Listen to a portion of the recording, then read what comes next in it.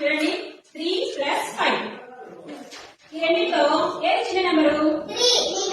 కాబట్టి చిన్న నెంబర్ ని మనం ఫింగర్స్ తీసుకోవడం ఈజీ కదా తీసుకోండి 3 ఫింగర్స్ 3 తీసుకొని బిగ్ నెంబర్ 5 ఉంది కదా 5 కి యాడ్ చేయాలి 5 తర్వాత 8 ఇక్కడ ఏం చేయాలి 8 ఓకేనా కాబట్టి